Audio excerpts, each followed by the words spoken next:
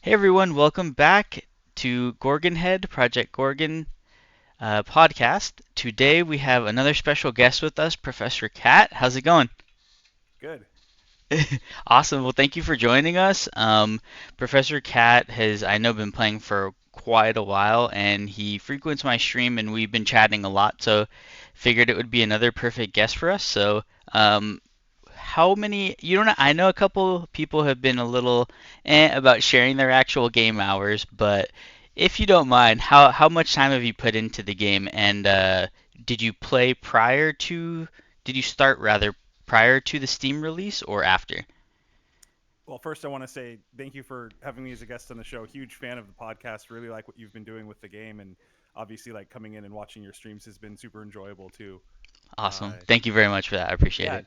of course, man. I wrote it down.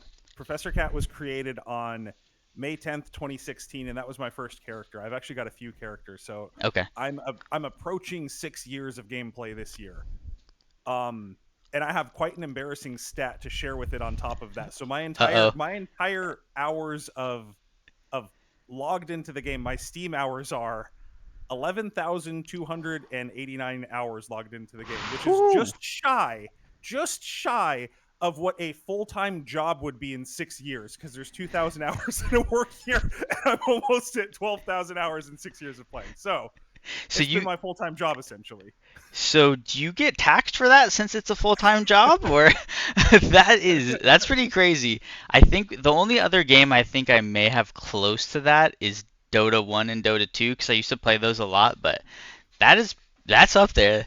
So and that I think 2016 was prior to the Steam release, right? Correct. Okay. And I think I chatted about it with Casker, but when was the actual Steam release? 2018?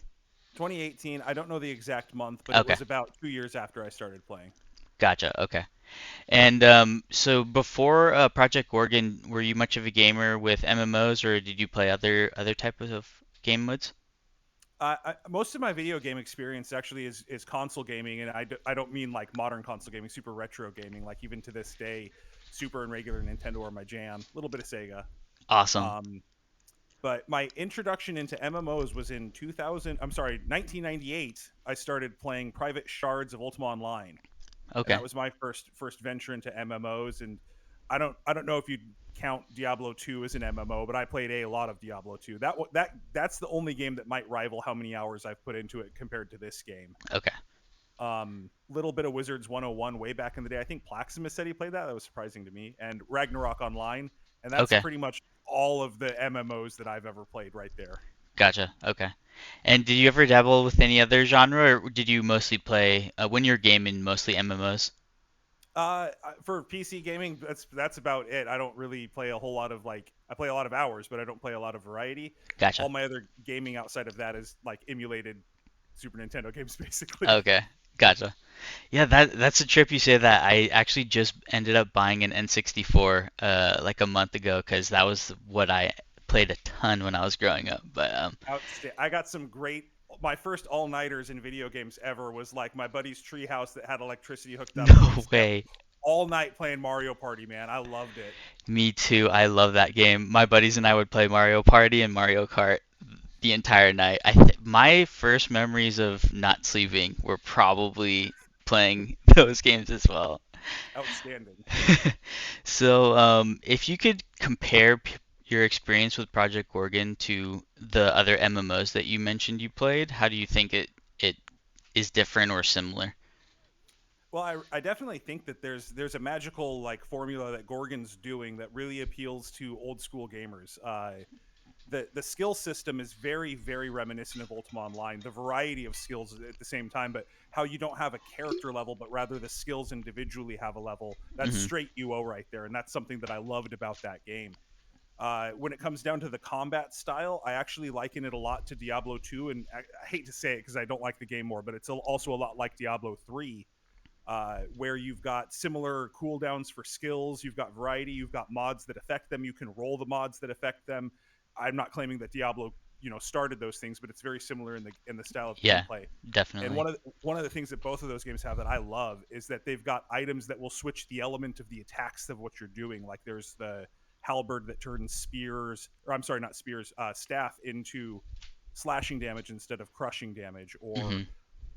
the knife that turns the piercing and slashing abilities into ice damage, things like that. Really, really enjoy that type of mechanic because it adds a lot more variety to customization of builds.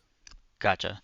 Yeah, and that what you were saying about the leveling skills individually, that I love that about this game too, because I always found it weird that you could get to, say, the level cap in a game was 60, get to 60, and then you can just switch weapons and you're automatically a quote unquote master at it. So I totally agree with that. I enjoyed the leveling skills individually, except when you realize that there are like 250 skills that you have to level. There's a lot. But I mean, the variety makes it really nice because you technically don't have to do anything. You can focus on stuff you want to do, I guess, right? Absolutely. So what would you say keeps you coming back to this game? Well, there's certainly some element of like addiction that I have with the game. There's no doubt about that. Mm-hmm. Coming back for 11,000 hours, but Yep. I think at the end of the day, it's a bit of like the nostalgia because all of us have memories of being at school and thinking of this game that you're playing, and you can't wait to get out of school and go play it, and you run from the bus to home and everything. And I feel like there's been seasons of my life where I have that at like coming home from work as a grown ass man, running to my computer like, I can't wait to log in and start beating up fairies in the Fey realm or whatever it is. Uh, like the game itself, it's a fun game to play, but I guess some of the things that keep me coming back would be like the players that you encounter. There's been a lot of players that have come and gone over the years, and I've had a lot of friends that I've made over the years, and it's always hard to kind of be nostalgic in the moment when you think about like, oh, what were the best experiences you had playing whatever MMO you played in the past, and Hmm. a lot of that will come with like the guild you were in, the community, those couple of friends that you had. So I still feel like there's a lot of times that in this game that maybe I've lost. Like there's been people that just stopped playing. The game's changed and pushed players away. People come back. But I still think that there's a lot of fun to be had. I enjoy playing the game with a lot of the people, like even some of the people you've had on your podcast as well. Those are some of my longtime good friends of this game. So And that's something that trips me out is I keep meeting more people in the Project Gorgon community, and they all know other people that I've chatted with. It's such a tight-knit community, and it's just one of the other things that I love about this game for sure. Because I mean, do you know are any of the people that you've been playing with since the beginning when you first started still around? yeah, absolutely. Like Beta Notice. So back in the day, and it's had an interesting run, but the at one point the kind of the biggest guild in the game was Holy Order, and there was a ton of the people that like are some of the most prestigious, like well-known people in the game. You've got Monger, Beta Notice, Grayfin, uh Zeiss, Sims, Jack and Cola. All of these people started like in Holy Order. Maybe they were in a guild before that, but all of us at Okay. one time, all of us were all in Holy Order, and so many more people, countless more people to name than those. Um, and so as the game's kind of progressed, you've seen kind of the rise and fall of like the mega guilds, I guess you would say. Hmm. And the most recent like huge guild, right before Holy Order, or sorry, right before Rowan Trading became like the biggest guild in the game, uh, it was Priests of Arusetsu was really kind of like the biggest guild at the time. Hmm. And these guilds have kind of absorbed and evolved and changed into other people. And not that there's anything, it's absolutely been kind of the nature of it, but it seems Yeah. like Rowan Trading's a bit on the decline, and I'm gonna guess Floof Troop or one of the other established guilds is probably going to start growing and become that next kind of mega guild within the game. Hmm. So yeah, as you play with these players, like a lot of the same names are still around, but even just like you've seen the same names for forever, if they're not quite in your friend circle, you see them in global, or you see them running around town, you see them True. interacting in the forums or on the Discord. So Yeah, that definitely makes sense. Oh, excuse me. Yeah, it's really cool. I mean, it's kind of like how other MMOs do it, where you're playing on individual servers, but none of them are as tiny of a player base as Project Gorgon has. So the community is small but strong, I would say. How are so? I guess the next question would be, which trade skill or combat skill do you think you've put the most time into? And what do you enjoy about it? Ooh, I mean, I guess it would just be like the probably that what I put the most time into is just farming for gold. And it's one of the things that's incredible about this game is you can really choose your play style of what you enjoy doing. And for me, it's completely combat oriented. Uh, One of the stats I'm most proud of is I have over 10,000 deaths on my main character, Professor Cat. Over Oh my 10,000. God. And those are all well earned. And it's not the highest. Let me preface it. It's not the highest in the game. There's people that beat me. Um, but I think it's very telling of the playstyle that I have is obviously very reckless, but at the same time very combat oriented. I enjoy killing mobs and looting them and making my trips to town to sell, selling out my NPCs, and I'll swap the items around to other characters. I've got multiple high level characters, so storage and vendor favor is not as much of an issue when I've got this system set up. Yeah, that So makes sense. so the most time that I've spent into it is absolutely just in combat, and of course the various combat skills that I've played too. But I actually really hate crafting, and I avoid it as much as I can. Fair enough. So, for your different characters, do you usually just level like a different set of weapon skills? Well, I guess my progress for it, how it started was I started with Spider Druid was my first like love in this game, and I still like my main ability is Spider Warden now. I still love that spider skill a whole lot. And it started with just wanting to be able to play new builds because I another game that I used to play. It's not an MMO, but I played a lot of Magic the Gathering in my youth, and I loved deck building, theme building. When we were playing EDH or Commander style, where you would have themes of whether it was like a 1/1 counter or dragons or whatever it would be, and I would just love going all out on those themes. And I think that's one of the appeals of making builds for me in Gorgon. Is picking a theme and really kind of exploiting all of the options that that build would offer. So I enjoy that build process. And so to make a new character, I thought instead of making a new character and trying something new, let me take this build that I already know I love, the spider build. And I made a new character and I leveled up that spider. That character is a spider. Mhm. And I moved that build that I had completed to my new character. So he was already strong once he was just high enough level to equip him. Okay, gotcha. And so it freed up my main character, Professor Cat, to unlock the new skills to invest the time into it.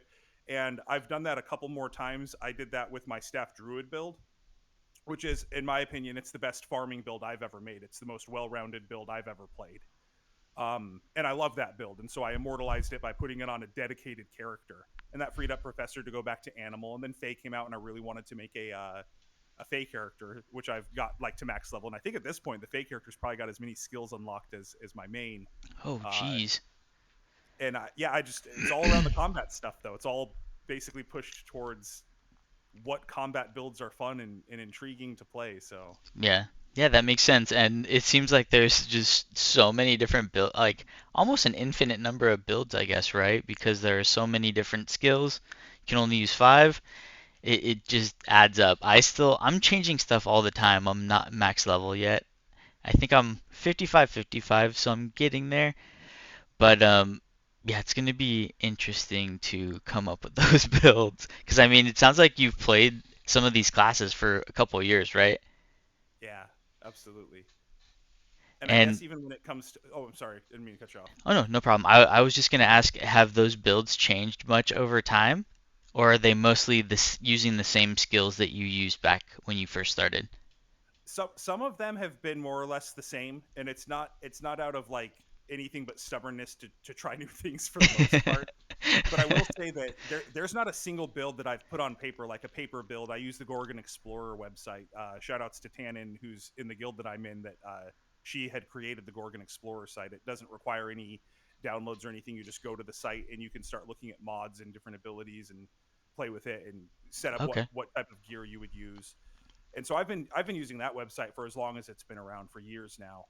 And I love going on there and just like looking around, and then you just kind of look at what the mods do, and you think, oh well, that might kind of have synergy with this, or that would be a cool opener to like if it debuffs them to do this other thing that makes them attack less. It's like that'd be a cool combo. Hmm. And I guess most of the builds that I make start there on Okay. paper, like a paper build.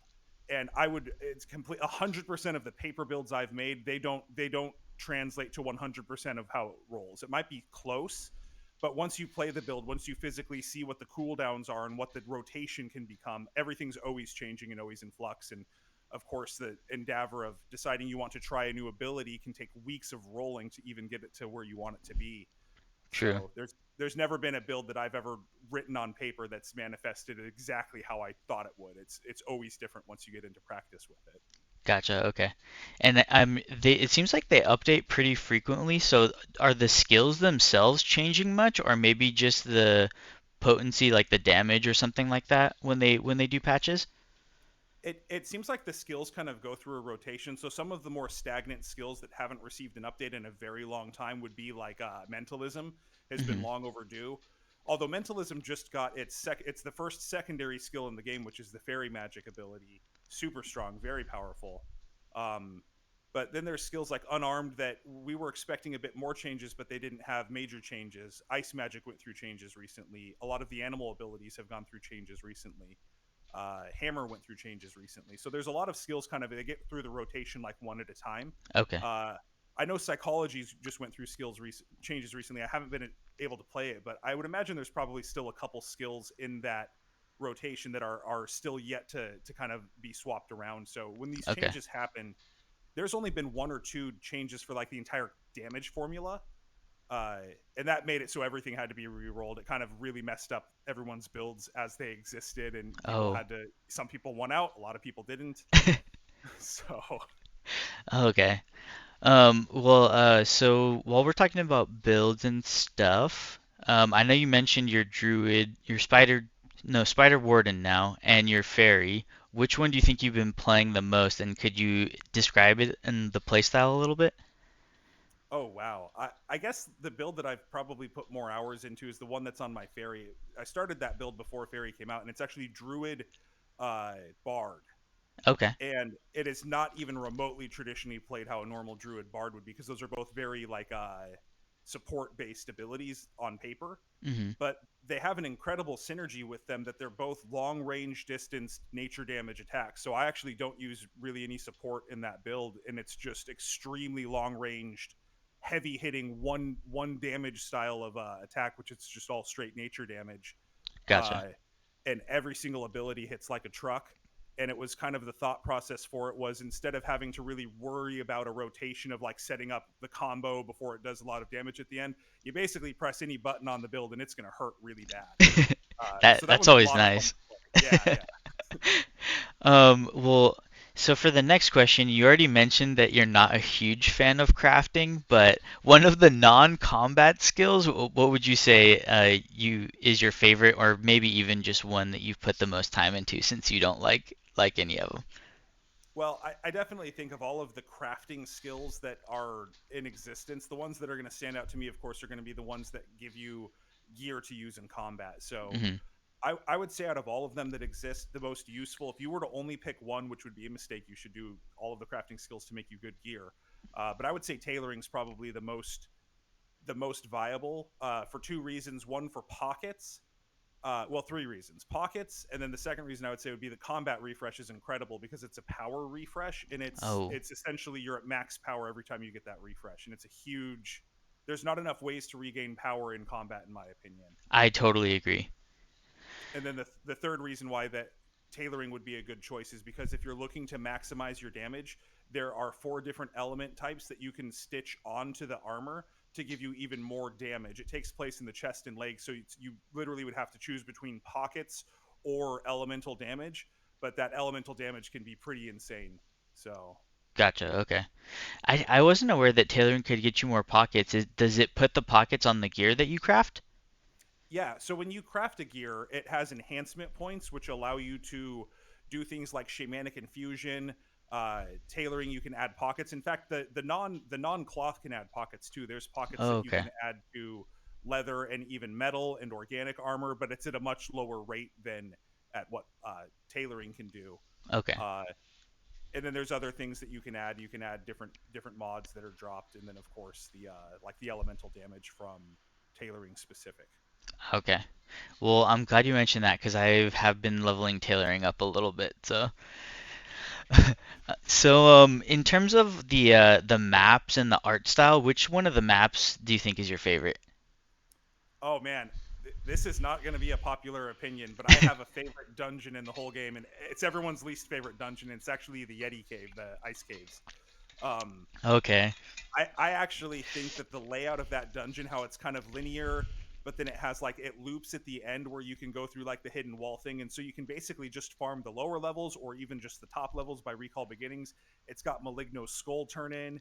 Uh, I feel like it just has a lot of variety of things to do, and I actually love that it's a bit confusing to kind of navigate until you can kind of figure out the layout of it. But I also have a lot of nostalgic memories about playing in that dungeon with my brother when I first started playing the game. So it also holds some sentimental value to me, but it's still my favorite dungeon, hands down. Okay. That's awesome. Yeah, usually when I try to pick it up for the daily, people are like, I'm not really down for that one. And yeah, if ever went in there alone, I would have gotten lost almost instantly. So definitely take a group in there if you're gonna be going through it. Um, so what do you think, as a person who's played a lot of the end game content, what do you think is the toughest content that there currently is in the game? Oh man, well, I guess it would depend on the group that you have and like the layout of that group. Like if you don't have a tank, it's going to make things a lot more challenging. But I would have to say that the Wintertide can be the most challenging because you've got so many ways that things can hit you really hard and to stun. Even as someone that has like an end game fully max enchanted rolled out build with added defense to it, my Fox build that I play that's straight darkness damage. It is one of the like one of three elements that can damage one of the strongest boss in that dungeon. It's a Dalvos is the boss. Uh, when I'm face tanking him, because even a tank's not going to be able to out mitigate the damage when he's immune to it. Hmm. So essentially, I'm going to have aggro with my Fox build unless there's other people with that same element or psychic or something. Okay. Um, and even with a group like with a dedicated healer, I can get one shot by that boss. Oh So it's shit. yeah, it's certainly challenging like from that aspect. I don't necessarily agree that like anything should be able to just one shot you. Like that's Yeah. I have mixed feelings about it, but with a tank, obviously that can be completely different. That boss specifically is hard to tank for, but you can still reduce his damage and things like that. Okay. Yeah, I've always kind of questioned that too, because a lot of MMO bosses have that like kind of one-shot mechanic for the different movements that they have, and I was like, what's the point of this if I get hit once and I'm dead? Yeah, I always felt like if you want the battle longer, give him more hit points or make him like Yeah. make us deal less damage or something. But that's Yeah. you know Definitely. So in terms of I know that there are already a ton of weapon skills, but if you could add one of the combat classes, or maybe even add maybe add a different animal, what do you think you would add if it were up to you? I would love to see because there's been a lot of I don't want to say promises made, but there's been a lot of ideas shared from the development team from Citan mostly Hmm. about what plans he would have for different type of subcategories. And one of the ones that got scrapped on the drawing board was it was going to be charged pig. There was an ability for pigs to be have a sub skill and it would be charged pig, like the ones that run around in the dungeon and stun you when they hit you and then they stun themselves. That's I would love to see Yeah. charged. And so the sub skill of charged pig got scrapped and we got warden in its place, and warden's one of the most powerful abilities in the entire game. I love warden. I use it on my spider build. uh, but if I could see any type of thing added to the game, it would be along the lines of those things. Like I know that there were other subcategories for animal classes and other skills that would have subcategories, but I would like to see things like pig could become boar or cow could become bull, fire could become fire spider. I think that would be a really cool way to do it. Or you could become a true tundra rabbit. Just like the sub skills for the animal classes, I think would add a lot of variety to the different types of builds. You could change the element of the attacks. You could change, you know, cow from going to tanky to more support or whatever that would look like. I think Yeah. that would be a lot of fun to be able to play within the same skill, and just the amount of builds you could add to the game by just adding one subcategory to any ability. You just basically added 20 new builds that are potential for the game, and so I would love to True. see stuff like that. So would the sub skills completely replace the combat skill, or do you just get additional skills that you can put into the build? At this point, the only thing we have to go off of is how the fairy magic ability works, and that one's really neat Gotcha. because it adds to the mentalism ability. So you've got the mentalism abilities, and then you've got the fairy magic abilities, and you can put any combination of those on your bar.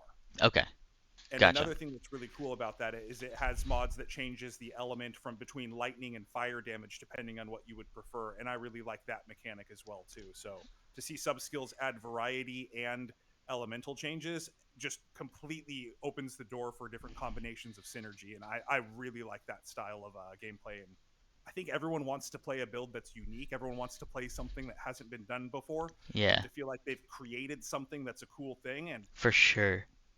And it's getting hard because the game's been going on for so long that we're not getting constant abilities added to it. So something like that really switches it up. You could be the first to do Tundra Rabbit and whatever side skill with it, versus there's 11 different builds you could probably play it with: mentalism, psychology, warden, unarmed, all of those types of things, priest.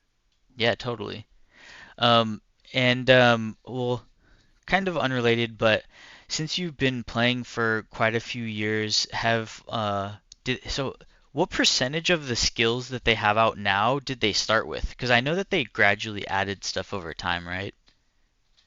So when I started, there was it'd be a lot faster to list the skills that weren't in the game, but I think that the first skill added, and I might be wrong, I feel like it might have been knife fighting was the first one added after I started playing. So Okay. in some ways, knife fighting feels like a new ability to me. And then of course there was Rabbit came out, Fox came out, uh, Warden came out, Bard came out. And so those are the most of the abilities. So there's what, like 6 or 7 that have come out since I've started playing. Okay. So, but some of the abilities have changed how they work as well. Gotcha. Okay. So when the game, I wonder, first released on Steam, how many skills do you think it had total compared to now? I'm sure the number exists out there. I would have to guess Hmm. just a few less than it has now for combat skills. I think we've seen a lot more like crafting skills come out between the Steam release and now. But maybe I'm going to assume Druid was out by then, so possibly I don't know if Warden was pre-Steam. I'm sure Fairy Magic was after Steam. Uh, Spirit Fox would have been after Steam. So not a ton of skills have come out after the Steam release. Most of the bulk of them were already implemented into the game. Gotcha. Okay. That makes sense. But yeah, it seems like they're open to kind of listening to the community and adding some stuff that they suggest, right? Absolutely. That's always good for sure. So moving away from the skills, do you think there is a mechanic or maybe a group activity or some new game mode that you'd like to see them add that maybe you've seen in another MMO that you've enjoyed? I know that there was a attempt years ago. This was definitely pre Steam release, and I don't know for sure if it was based off of a suggestion that I helped implement. It was in the forums. I gave a suggestion. It was actually a PvP that I did kind of take from another game. It was a sort of group capture the flag, and I really do think that the mechanics exist within Gorgon to have a dedicated map. You've got teams of 7 on each side, or 6 because that's the party size. You could have teams of 6 on each side. You would want to have a couple people defend your own crystal, and someone else would have the crystal on their team, and you would send people out to go and try and attack the other crystal, kill the other players, type of thing. And I would love to see some form of PvP. I'm a bit of a competitive gamer. That's one of the things this game does not allow me to have, and I get that that's not the popular opinion within this. Hmm. But if it was a system that just existed within, you didn't have to do it. The items that you would get as rewards from like a store or point system from that would be specifically only for PvP. It could be Yeah. very self-contained. I would love to see something like that, but I know it's not going to be a focus. And they tried something similar, and from I wasn't. I think I made the suggestion. I don't know for sure if that's exactly what they were trying, but I know that they tried to sort of capture the flag game, and it was on the maps that existed, and it really didn't. I wasn't there for it, but I was told it really didn't pan out. It wasn't really fun for people. Okay. So I think it got scrapped, but I'd still love to see some form of competitive nature to things, or even if it was just something as simple as like scapegoat competitions, who can kill a scapegoat by themselves the fastest, or things like that. Yeah. I think that would be a lot of fun. Something that was competitive. I totally agree because for the most part, I besides MMOs, I play a ton of shooters, so I've always been super competitive too. But yeah, it seems like the PvP topic is pretty split down the middle. I've heard quite a few, actually maybe more probably leaning in towards no PvP. But yeah, I think it's always good to be there if you want, because like you said, I totally agree with keeping it separate from the PvE because if it was merged together, then people could say that PvP players are getting the advantage and that whole argument would start. But yeah, I'm with you on the PvP. I think a little bit is always nice for sure.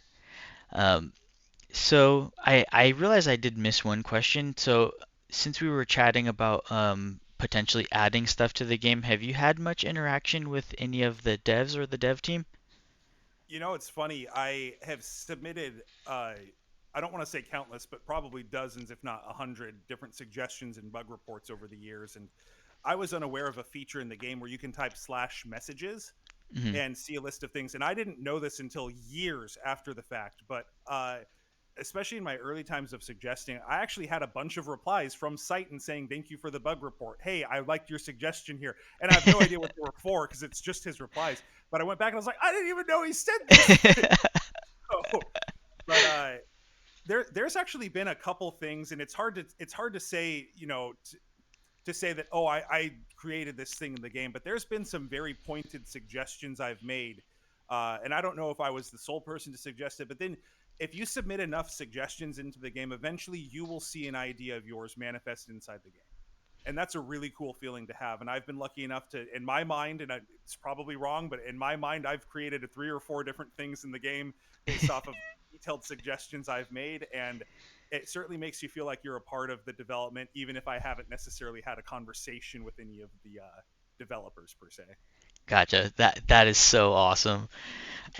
Yeah, because I mean, I'm sure you've submitted bug reports in other MMOs and even probably tested other games or quote unquote tested other games, and you just hear the automated email back from the support team, oh thanks, we got it. We're gonna look Yeah, at it at some point. yeah. But when you see it come to fruition, I think that's so cool. And I mean, that would only happen if the community wasn't huge, right? Because once you get past a certain point, I feel like it gets tougher to individualize those messages back. But it's good to know that they're super appreciative about everyone reporting bugs because I think everyone reports whatever they see almost, right? I know that there's been times where I've seen that not enough people do submit those things, and that's I think that a lot of people forget that the game is still in beta, especially Hmm. if you've been playing it for years. It's easy just to judge it and to think that it should be fixed. I've been playing this game forever. Why is this still an issue? But Yeah, they've got a priority of bug reports, and oftentimes if you're not articulated enough in how the bug was created, they might not have any idea of how to even duplicate it. true. So I think just as you can, if you have a minute, especially if something frustrated you, like you got stuck in the wall or something happened that caused you to die, write a report about it and use as much like vernacular that can translate it. I've always thought, you know, if you've had a job in the email world where you have to communicate over email, sometimes it feels like you have to communicate like you're talking to a child. Oh, yep. Send a bug report like that. Don't It's not demeaning because they need all the details they can get, sort of thing. Yep.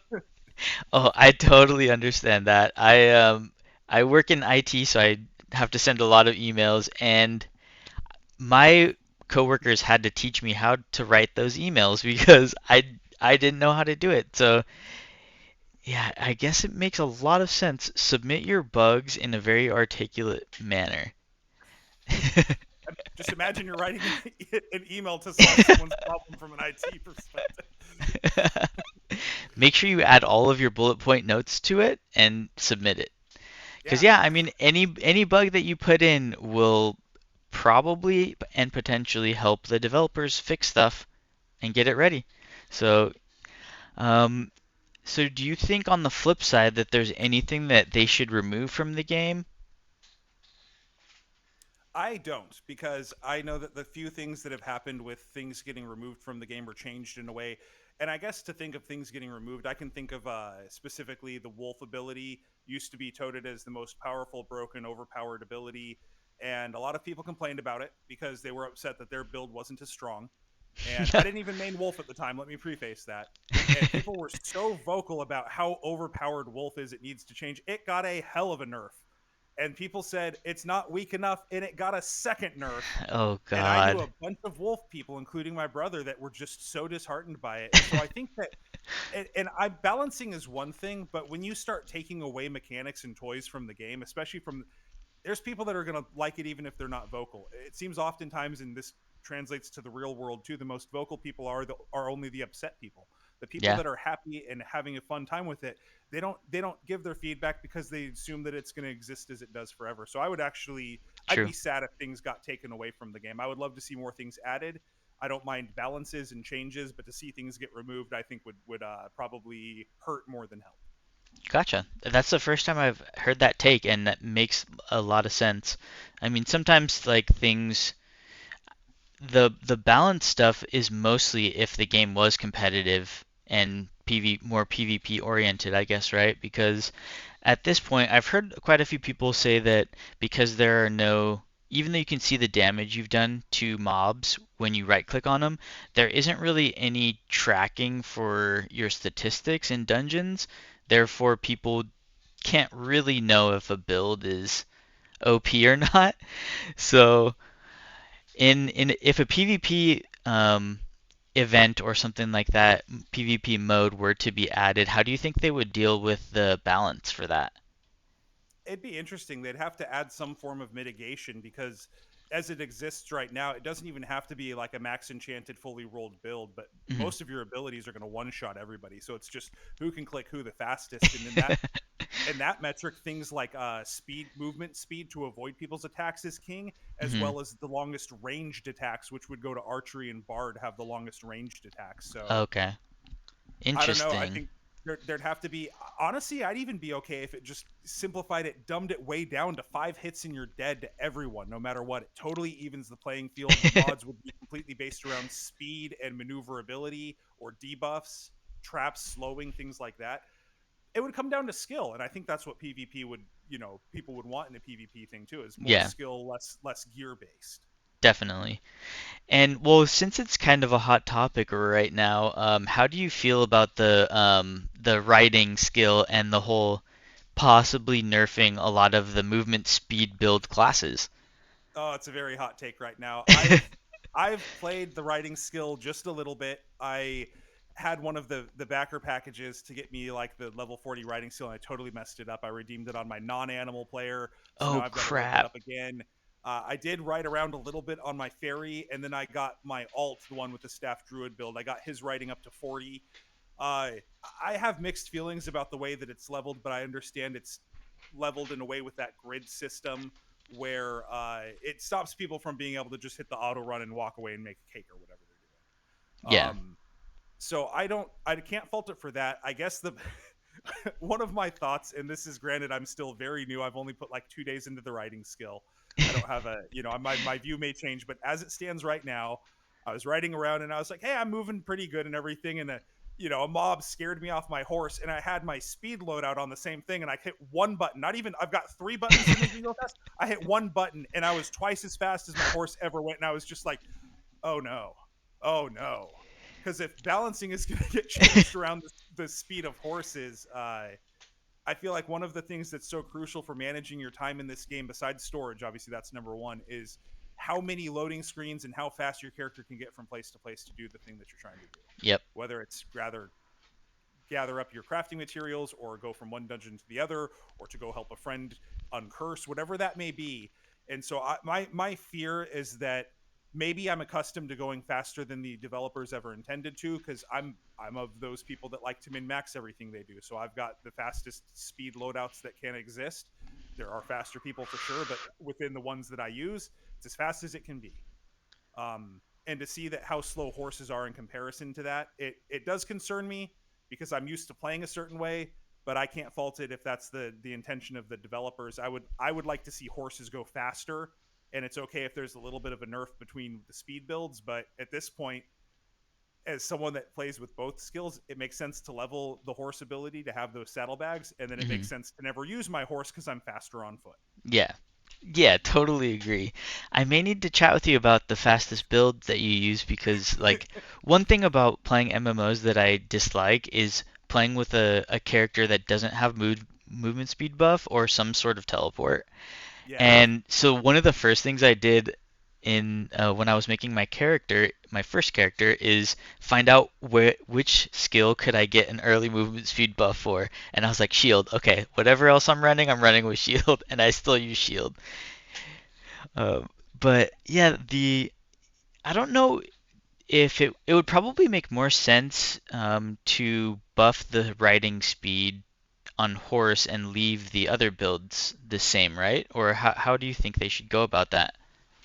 I know that what was said in the forum, or maybe the forums, but it's probably the Discord, so it's lost to the ether of constant Yeah. Discord movement. But I know it was stated at some point that movement speed as it exists now outside of the writing ability is going to have diminishing returns. So Okay. after, let's say, plus 12 movement speed or sprint speed, whatever the stat is, that next plus 10 is only going to give you plus 7, and that next plus 10 is only going to give you plus 4. So it's going to have diminishing returns on it. And I've got some very, very fast speed builds that will probably take huge hits to it. But Oof. I, like I said, as it stands right now, even with just shield and battle chemistry, which are the most basic like speed abilities that you can use, you've got haste concoction and take the lead, and then Hmm. you've got extra toes. And aside from those three abilities right there, uh, any one of those two, either haste concoction or take the lead, is faster than my horse, and I have Yeah. both of them. So it's like Yeah. I am faster than my horse indefinitely. Yeah. Uh, so it does concern me to see if those take a huge hit. That would bum me out a bit. That makes sense. Is Shield Battle Chem your one of your faster builds? Yeah, I have that on a rotation, and then I'll switch loadouts. So once the cooldowns start on those, because Haste Concoction has quite a long cooldown, I think it's 40 seconds, Hmm. and Take the Lead has a 30-second cooldown. You can switch builds to like Fire Magic and Psychology, and use the speed buffs from those abilities while the other ones are on cooldown. You just swap back, Ah. and you just change loadouts back and forth, and you don't have to carry whole new sets. Like for instance, shield, well, battle chemistry requires no mods to be fast. There's not any mods that make it faster. But Okay. if you have shield and fire magic, for instance, on a loadout together, uh, the boots will share a mod. So the boots, if you have fire magic and shield boots, they Hmm. both have a mod for speed. Then the pants and then the gloves will have speeds respectively for fire magic and shield. So you only need three pieces of gear, and you've got a speed loadout, and you can Okay. still keep the rest of your gear. And of course, you can add pockets to those pants as well as part of like your travel build for say. Okay. Well, crap. I'm definitely going to talk to you about that then because I was thinking about running my secondary build as Fire Magic Shield. So, um, yeah, I'm very interested in hearing that from you. So, let's go ahead and get on to the next one. Do you think that there are any, I know we talked a little bit about bugs, but do you think there's any kind of bigger bug that they haven't addressed that they should before launch? There's things that I would be wishful for. I know that there's like falling through the world is a pretty big bug. I know that like that. I guess the things that need to be fixed before launch are the things that someone coming into the game assuming it's complete. Hmm. Coming into the game and knowing it's in beta is one thing, but like falling through the world, or really like I think one of the things that really starts to get me pretty hot is like if you kill a mob and you can't loot it because it died in an area that's like not obtainable. That happens a Yeah. lot, especially in some of the later zones. And it's worse when you hear it ding and it's got a piece of magical loot for you. Like Oh, that's the type of thing that makes you want to throw your computer screen out the window. yep. Uh, and I could imagine a new player coming into it to say like, "What the hell? Where's my thing? I got." So whether it's the biggest bug in the game that's breaking it or not, I think that it's the things that would kind of ruin people's experiences like that are probably going to be the things that really should be addressed before the game is full released. Yeah, I totally agree. And yeah, I think I remember someone had that happen with one of the boss mobs in a dungeon that had one of the pieces for the quest that you needed, so they had to wait for it to respawn. Exactly, and that's just a waste of time at that point too. So Yeah.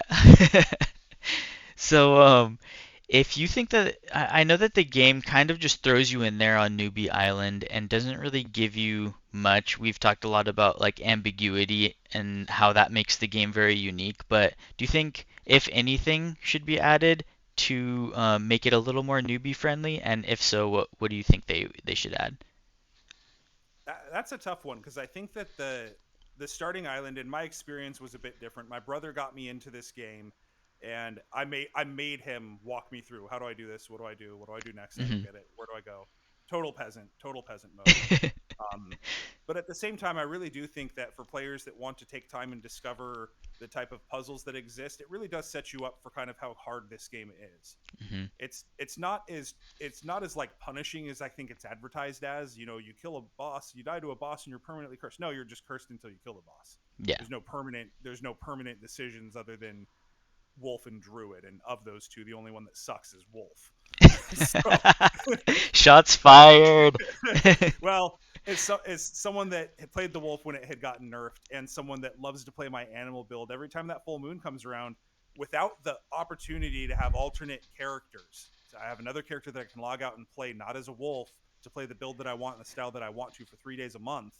I think that's a great option. But without that, some people only play the game for 3 days a month, and if they want to Yeah. play it as, and I understand, I clicked that button that said, "Are you sure you want to be a wolf?" And I said yes. So I'm living with it with my character, but I had to create a solution for it.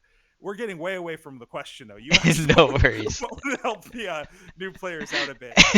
Um, I know that there's a lot of mixed feelings about it, but I actually think that some sort of like party screen to group up with people for various things would probably be really helpful for new players. Hmm. I think that something like joining a guild quickly and asking for help and getting in Discord and talking to people and hearing that information passed down, because even people saying look it up on the wiki, sometimes you don't want to, and sometimes it's not fun, and sometimes it's Yeah. not complete, and sometimes it is and you still don't understand it. Hmm. So I think that when you can sit and talk to someone that's knowledgeable about the game, certainly like in a guild setting in Discord, like in a Discord server, you Yeah. can gain so much knowledge. You understand, as a streamer, people coming in and giving you advice in streaming gives you a wealth of knowledge you would not have otherwise come across. Oh, Uh, 100%. so I guess that it's just, if there was something that could push players towards connecting with other players earlier, I think that would probably help out the new player experience, because it's an MMO that is intended to be played in groups, and it really does feel like the first stretch, the first leg of the game, it's kind of impossible to find a group. Level 30, grouping up to kill the spider cape, no one's going to join you.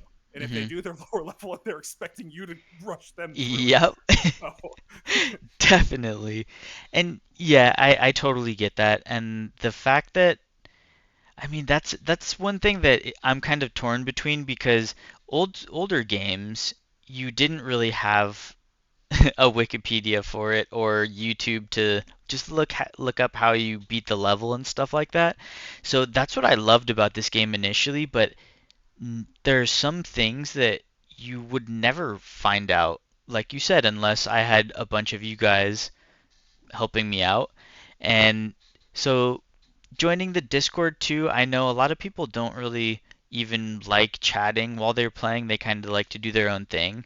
So getting the groups together, I think, would be a really big step for them as well. That would make it a lot more newbie friendly. Yeah, and like you said, especially since no higher level players really want to go do a level 20 or 30 dungeon, let alone going back to the newbie island and helping people. So, cool. Well, we got through the questions pretty quick, but was there anything else that you wanted to chat about that we didn't get to chat about? I guess it's just maybe to talk about the community a little bit, about how it is such a tight knit community. And I think that there comes a lot of double edged sordidness about it. I think that I've seen a lot of conflict happen in chat over the years. A lot of long term players go through seasons where real life sucks sometimes. This last couple of years, with everything that's been going on with the economy and the lockdowns and everything, it's had its Hmm. toll on people. For sure. Um, and sometimes it doesn't seem like there's a lot of patience for that, and rightfully so. I don't want to log into the game and just watch people, crap all over each other. That's not Yeah. fun. So I guess it's just maybe to have hope that as this economy gets bigger, because people don't, when you're talking about how long have you played this game, for almost 6 years, and how many people have you seen of the same, like, since then, like there's a ton of people that have been playing that whole time, Hmm. and they've had a lot of encounters with each other and with myself, and it's definitely something that makes it feel like a family. But I think that it can also be a bit damaging for someone as a new player that maybe comes in expecting this community to be like that faceless lobby of whatever game that you say something and no one's ever going to remember who you are and everything. And Yeah. I've seen people have some negative experiences with that. So I guess it's just to maybe challenge each other in the community to just be patient with people if they are saying something that you disagree with, because I still think it's everyone's right to be able to say their experience. And if they want to log in and do whatever thing is nasty, that's like, sure, you have to live with the consequences, but Yeah. you don't have to push the player out of the game because you didn't like what they said. Maybe they just need to observe the kindness of it and they'll get a little bit more support with it down the True. road. True. Totally agree. Well, well, it was great having you, Professor Cat. Thank you so much again for joining me. I know that I was a little terrible with the scheduling, but you No bared with worries, me bud. and we're good. Was there anyone or anything you wanted to give a shout out to? Well, first and foremost, definitely give another shout out to you with just putting this together, having these veteran players taking the time as someone that's, I wouldn't call you new anymore, but someone coming into the game with a new set of eyes and establishing yourself into the community and reaching out and really pushing yourself to understand it and to share that knowledge of your journey with other people. That's incredible. And not a lot of people have the patience to do it. So I can't stress enough how important it is that you're doing this. And if anyone gets inspired by your process for this, that's great too. Thank you, Um, man. I appreciate that a lot.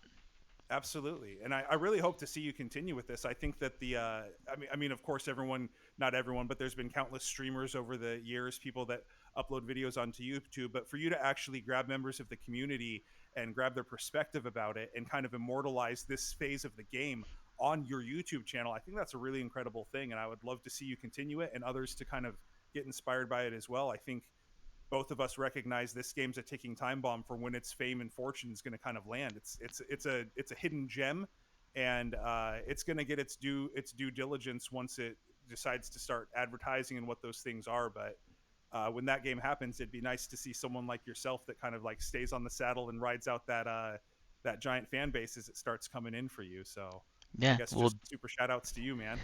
thank you so much, man. You have no idea how much that means to me. And yeah, I mean, this community has been so welcoming, so it's something that I'm honestly super happy to do. And to think I only knew about this game a couple months ago when my coworker told me about it. It's so weird, and it's one of those things where I always think I probably have passed it a bunch of times on Steam and never opened it. And then to now be able to chat with people about it because it's such an intricate game is so cool, and I'm super happy to be doing this. So thank you guys very much for watching. Thank you again, Professor Cat. I'm going to link his Twitch and YouTube in the description as well. And I'll also grab the website from you that you were saying you use for your builds. Gorgon Explorer, yeah. Okay, cool. We'll also put that in the description as well, just so you guys can check it out if you'd like. Thank you guys a ton for watching. We're already at 467 subs, so I've gone up, I think, 50 in the past couple of weeks. Once we get to 500, I'll be giving away a Project Gorgon Steam key. So I'm super excited about that. Once again, thank you guys for watching, and we will see you next week.